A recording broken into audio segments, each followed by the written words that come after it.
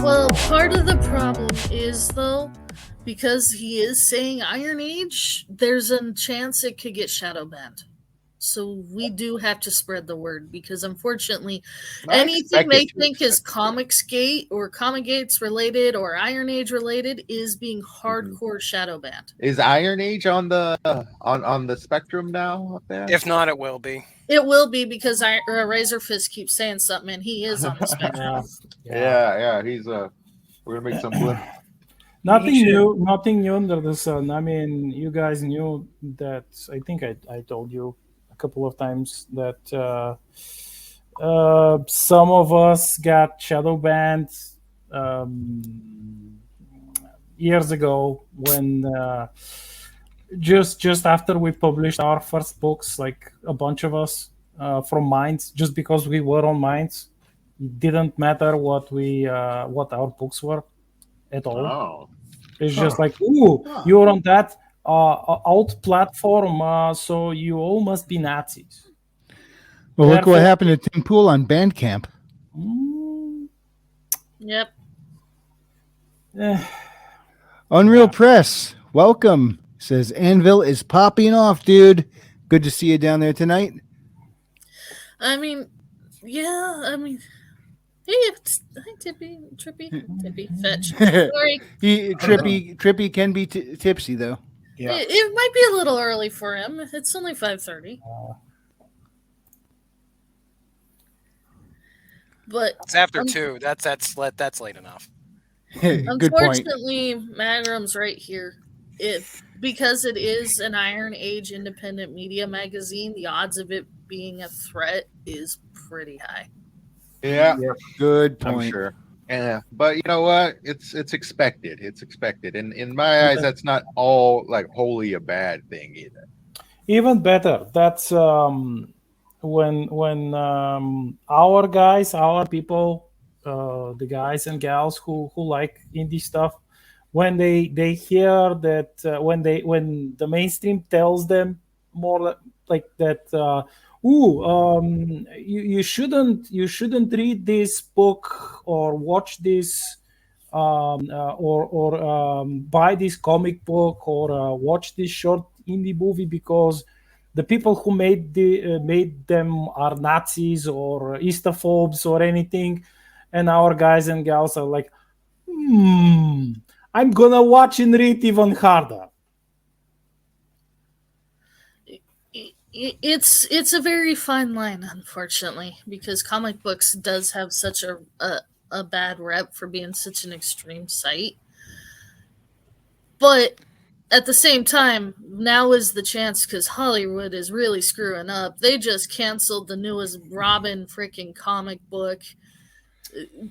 Pops are getting blown out of the water. I mean, now is our chance to regain the culture. Everything is crumbling around us. This is true, and I think it was like last week or the week before. I was listening to I think it was Clownfish. They were talking about. They said how Disney's rebooted so much stuff. He said they even rebooted their CEO. Yep. CEO is I think she's going to sue them. Yeah. Oh yeah. Well, I saw something on that. Everly Music asked what happened to Pooley on Bandcamp. So for those who don't know, he was just suddenly booted off of there, banned from there. Mm-hmm. No reason given, just out of nowhere, just boom, you're gone. And yeah, I think that's actually might be turning into legal action, hasn't it? I wouldn't be surprised if it has.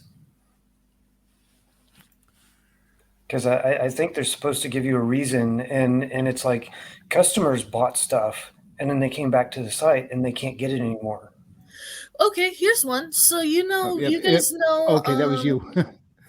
You guys know that editor that got, or not editor, the public manager that got fired from that gaming company during the Hogwarts protest, Limited Runs Games. I missed that little detail of it.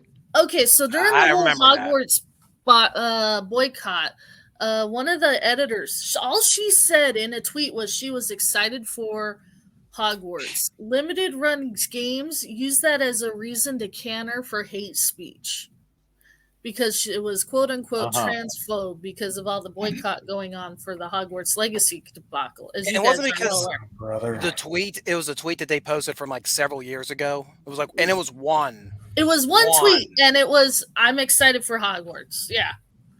Wow. But here's the thing. Guess what? Eric July just hired her to be his publicist. Oh, that's awesome. They made the announcement officially this morning. She is now his public manager that deals with all the Twitter stuff. Nice. Kind of reminds me of when Daily Wire got Gina Carano because Disney messed up big time. Yeah, no, it's official. I had to look it up. I'm like, why does that name sound so familiar? Because I remembered it, and I'm like, I looked it up. I'm like, wait, is that who I think it is? And it was. Guilty Gearhead said, so a music alternative is in order. And Evelyn Music responded with, strike, the anvil is hot. Time to grab the bread. All right, see you in a few minutes. Grab the bread, why it's hot. Yeah, but I wouldn't be surprised if I think in the next couple of years we might be seeing new publishing platforms popping up. We have new no crowdfunding. choice. Yeah, I think crowdfunding is already is already in the works. Where did I hear it? Was I listening to Literature Devil or Dojo Kun Comics? I know there's one a of them. couple of companies they got that are somebody. getting sick of the shadow banning. Yeah. Yeah. They were talking to somebody, I think, that is preparing to do some kind of crowdfunding for indies to get away from all this. Again, fuzzy memory. It was like a few weeks ago, so I might be off. But well, right now it's an idea. I don't know of any company actually stepping forth and doing it yet. Yeah. Well, the indies, we got to grow a bit more first before we could do that. The trick is, as we all grow, how do we keep from becoming that which we fought against in the long run? That is the beast. To stay true to our original visions. Yeah, we got to keep everything decentralized, disconnected. It can't all be merged. Like, oh, it's simpler if we just make it into one conglomerate, and that's when the problem. A new Shonen Jump. Yeah, that's embrace the difficulties. Yeah. I mean, it is going to be difficult because it's not going to be as convenient. You know, you're not going to be able to just pick up like, oh, this here has everyone in it, and I can just pick it up every single week and never have to worry about running to all these 5-6 different Substacks and checking out all these different creators who each got their own like creative sphere and ecosystem going on. Like that's, I think part of it is like Otaku and all them when they originally started out as nerd sites with passion. As they got bigger, they lost that passion. They became more corporatized.